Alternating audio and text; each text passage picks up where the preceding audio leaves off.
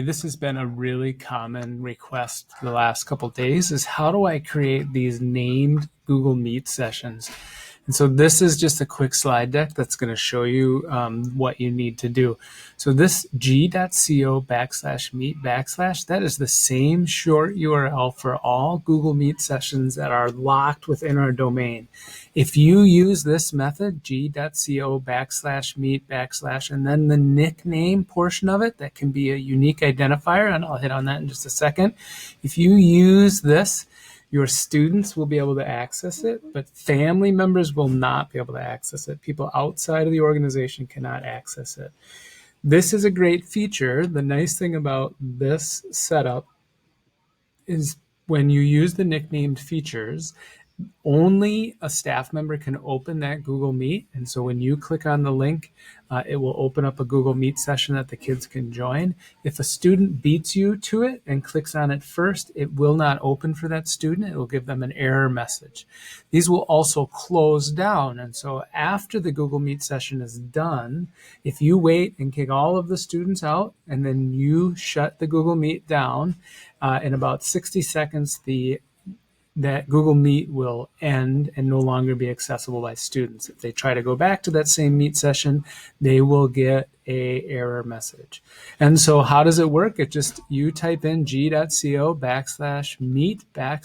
and then this red part needs to be unique. And so I put CC in there as in Concord Beaverson, because if I just said Beaverson and there was another Beaverson in the district, whoever had that same URL, if their students clicked on it, if they clicked on it first, they would have it and their students would be showing up. So this red part needs to be unique. And now what I've done is I've gone ahead and I've made one. So this g.co, this is actually a live Google Meet now. And so when I click on this link, it's going to open up here. It opens up a new Google Meet session. Hi. And that Google Meet session is determined by this special little code at the top, which is a 10-digit code. Now, if I close this one down, so that was DACZODEVOJ.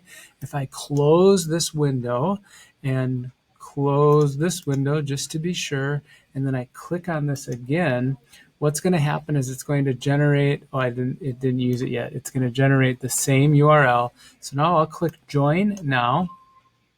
And just as if I was the teacher, this can be typed in as well. See, it says right there, it can only be used within Edina apps. I'm going to close this, talking like I love my students because I sure do. And then I'm going to hit end. Now, when I end that call, that URL is no longer available to use. And so I just went and hit copy, and then I'm going to paste that in there, and I should get an error message that says that one couldn't work anymore. See, it's dead-ended. It no longer works. It's the same URL. However, if I go back to my secret code one and click that, look at this. It generates a new Google Meet session with a different URL, and then I can join that in. So there you go. That is how to do some named Google Meets for student access within our domain. Again, it won't work with families trying to join from the outside. They'll receive that same error message. They'll receive this error message. So this is just for inside the organization, just those kiddos, just for students, and it will also dead end. It'll end. So that's good too. So there you go. I forget how long this one is, but it's short.